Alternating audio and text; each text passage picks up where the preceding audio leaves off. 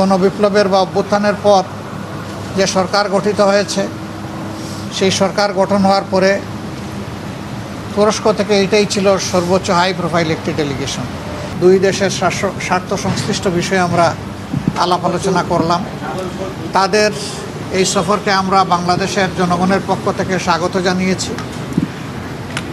তুরস্ক আমাদের পরীক্ষিত দীর্ঘদিনের বন্ধু দেশ। আমরা আশা করি দুই দেশের মধ্যে সম্পর্ক আগামী দিনে আরও নতুন উচ্চতায় যাবে ইনশাআল্লাহ। আমরা তাদেরকে অনুরোধ করেছি বেশ কতগুলো ব্যাপারে তাদের অ্যাটেনশন দেওয়ার জন্য।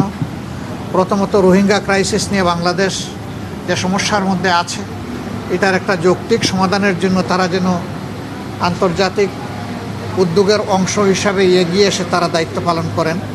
আমরা তাদেরকে ধন্যবাদ জানিয়েছি। বর্তমানে বাংলাদেশে রোহিঙ্গাদের জন্য তারাই সর্বোচ্চ অনুদান দিয়ে চলছেন এবং গোড়া থেকে এখন পর্যন্ত তারা আছেন, তাদেরকে ছেড়ে যাননি।